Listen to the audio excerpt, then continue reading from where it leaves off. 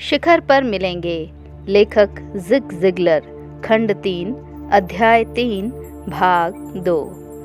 पति और पत्नी के लिए कुछ स्वस्थ सलाह। आइए एक स्वस्थ एवं प्रसन्न विवाह के निर्माण अथवा पुनर्निर्माण की प्रक्रिया पर कदम दर कदम नजर डालें। पहला, याद कीजिए एक दूसरे से विवाह करने से पहले आप क्या करते थे। याद कीजिए किस तरह आप हर समय अपना सर्वश्रेष्ठ प्रदर्शित करते थे, अच्छा व्यवहार करते थे, विचारशील थे, शालीन थे, उदार थे। यह आपके विवाह को स्वस्थ व चिरस्थायी रखने की एक उत्तम प्रक्रिया है।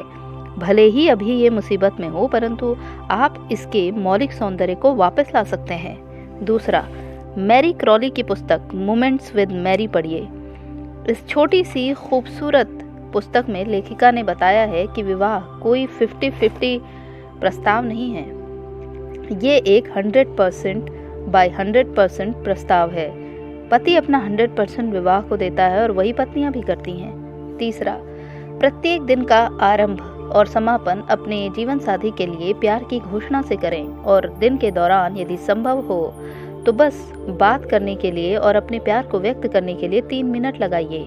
आखिरकार अपने जीवन साथी के प्रति प्यार व्यक्त करने का सर्वोत्तम समय किसी दूसरे के ऐसा करने से पहले ही है। कभी कभी डाक में एक प्रेम पत्र डालिए। ये एक छोटा सा निवेश है, परंतु बहुत फायदे का है। अपने साथी को कभी कभी उपहार अथवा कार्ड भेंट करके चकित कीजिए। ये स्पष्टतया केवल उपहार ही नहीं होता, बल्कि उपहार के पीछे की भावना होती है। जैसा सर लैंसीलॉट ने कहा है, उपहार देने वाले के बिना नंगा है। एक दूसरे कवि ने इसे अधिक भावपूर्ण तरीके से कहा है, अंगूठियां और रत्न उपहार नहीं हैं, बल्कि उपहारों का तुच्छ नमूना है। सच्चा उपहार किसी के स्वयं का हिस्सा होता है। पांचवा, साथ में कुछ अच्छा समय बिताइए। याद करिए कि आपने कितनी अधीरता से एक दूसरे के साथ प्रेम प्रसंग किया था और शादी से पहले प्रेम प्रसंग के लिए आपके पास कितना समय होता था। उसी प्रक्रिया को दोहराएं। साथ टहलने जाएं अथवा बस टीवी बंद कर दें और अपने जीवन साथी को ऐसा अनुभव कराएं जैसे कि वो आपके जीवन में सर्वाधिक महत्वपूर्ण व्यक्ति है, भले ही इस वक्त आपको इस बात का एहसास ना हो। अच्छा श्रोता बनिए। जैसा कि किसी बुद्धिमान व्यक्ति ने कहा है, बातें करना आपस में बांटना है, परंतु सुनना परवाह करना है।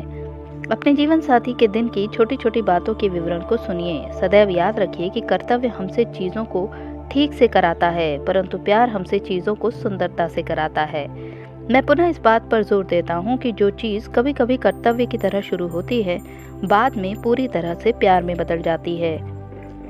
आपको ये देखकर आश्चर्य होगा कि उन बातों के कुछ विवरण कितनी स्फूर्ति पैदा कर देने वाले होते हैं। सातवां, अपने ध्यान में अपने पति अथवा पत्नी को बच्चों के साथ पूर्ण मत समझिए। उसके लिए कुछ समय सुरक्षित रखिए। जब आप असहमत होते हैं तो याद रखिए कि आप अस्वीकार्य हुए बिना भी असहमत हो सकते हैं। तथापि आपको अनसुलझे मतभेदों के साथ कभी भी बिस्तर पर सोने के लिए नहीं जाना चाहिए। ना तो आप सो पाएंगे और ये मतभेद आपके अवचेतन मन में घर कर लेंगे तथा निरंतर समस्या के स्रोत बन जाएंगे। आप ईमानदार होते हुए भी एक दूसरे के प्रति संवेदनशील बने रह सकते हैं। 9वां, याद रखिए कि हमारे रचयिता के निर्णय के अनुसार पुरुष घर का मुखिया है। कोई भी महिला निसंदेह अधिक सुरक्षित है यदि वो जानती है कि प्रमुख निर्णयों के लिए उसके पास एक पुरुष है।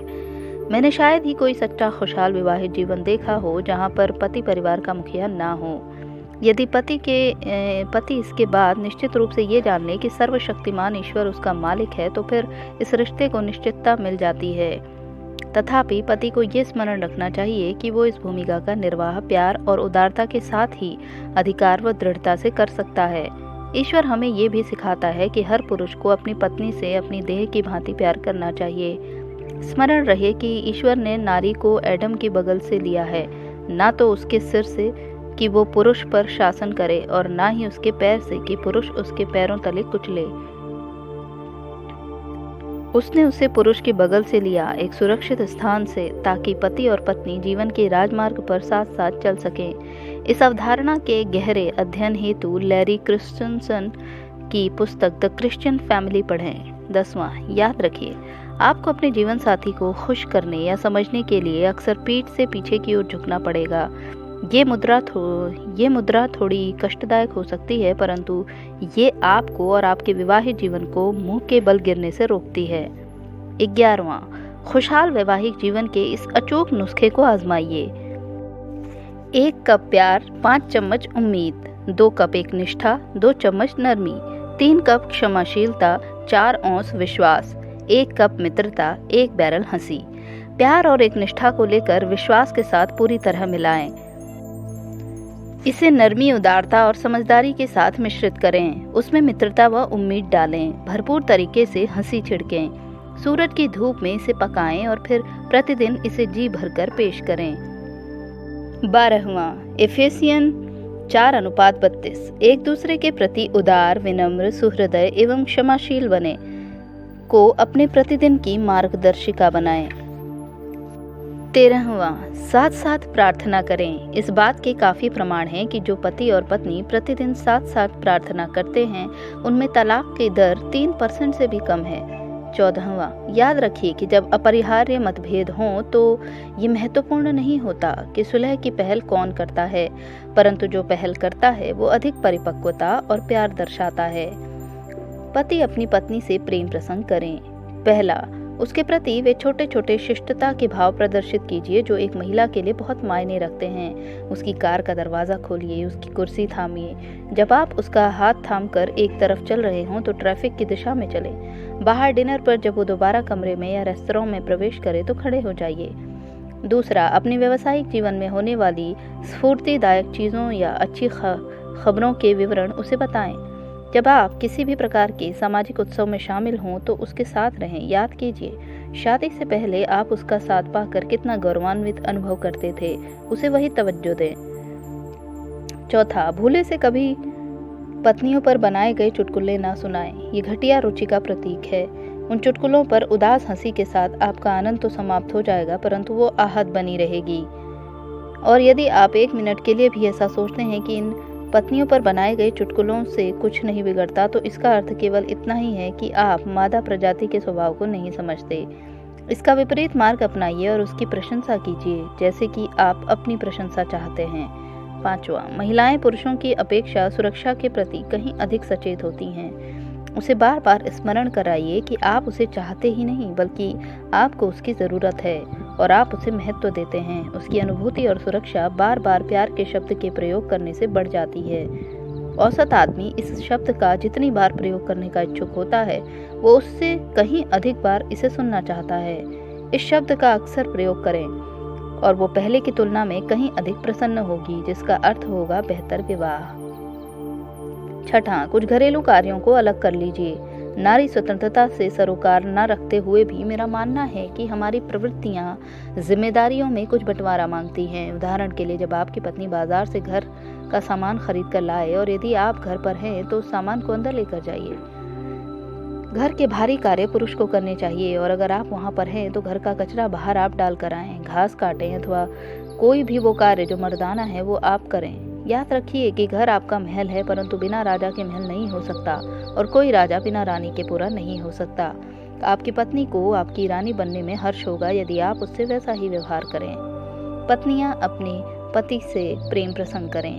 पहला, दिन की शुरुआत रोजाना उससे ये कहकर करें कि आप उससे कितना प्यार करती हैं और प्रतिदिन उसी तरह करें।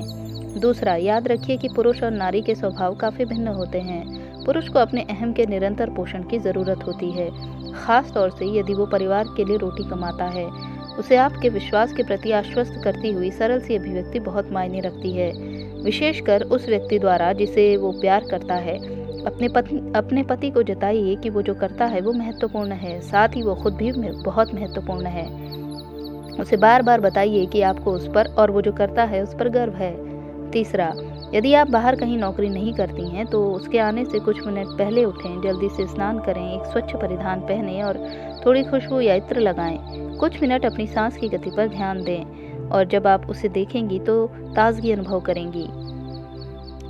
चौथा, कभी उसके लिए केक बनाएं अथवा कोई विशेष व्यंजन जो उसे पसंद हो। आप या बच्चे उस व्यंजन को पसंद करते हैं या नहीं ये महत्वहीन है। उसकी पसंद के व्यंजन को इसलिए बनाएं क्योंकि आप उसे प्यार करती हैं। यदि आप उसे ठंडा लंच रख कर देती हैं तो उसके साथ प्यार से उष्मित नोट रख कर दें। पांचवा, स्वीकार्य बने और खुश मिजाज रहें। पति के लिए भी ये लागू होता है।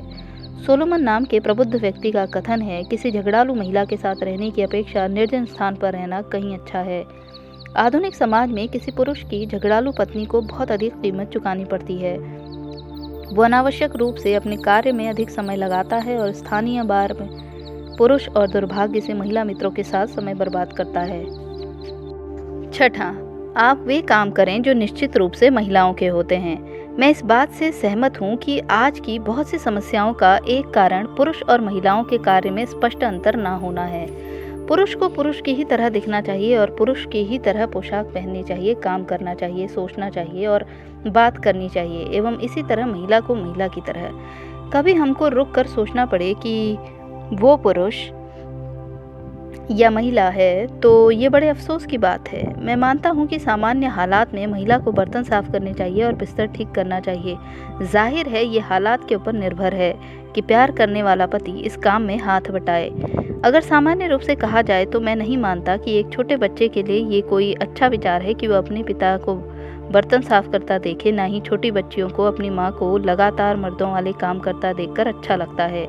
जैसा कि मेरी माँ कहती थी, आपके बच्चे आप जो करते हैं उस पर अधिक ध्यान देते हैं बजाय इसके कि आप जो कहते हैं। छोटे लड़के को मर्दानी भूमिका देखने दो और फिर वो एक आदमी बन सकेगा, विपरीत लिंगी व्यक्ति के प्रति स्वाभाविक प्यार की भावना के साथ। इसी तरह एक छोटी बच्ची को महिलाओं की भूमिका देखने दो ताकि वो बड़ी होकर एक महिला बन सके, पुरुषों के प्रति स्वाभाविक प्यार की भावना के साथ। सातवां, क्या आप एक रानी बनना चाहती हैं?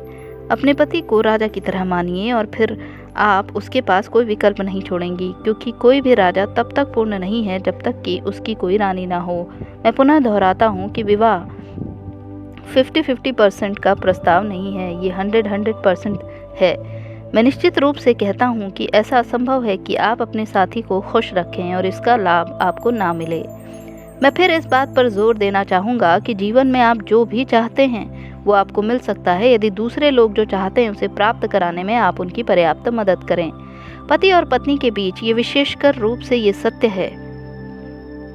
इस बारे में कोशिश कीजिए, आपको अच्छा लगेगा। यदि आप वास्तव में इसकी कोशिश करते हैं तो आप सीढ़ी की अगली पायदान पर चढ़ने की पात्रता रखते हैं। अच्छी तरह से देख लें कि आप चेहरे पर मुस्कान लिए दूसरे नंबर का कदम उठाने के लिए तैयार हैं, क्योंकि आप अपने जीवन के सर्वाधिक महत्वपूर्ण व्यक्ति को सच में खुश कर रहे हैं।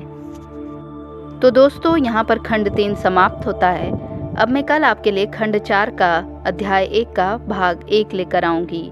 तब तक के लिए आप अपना ख्याल रखिए।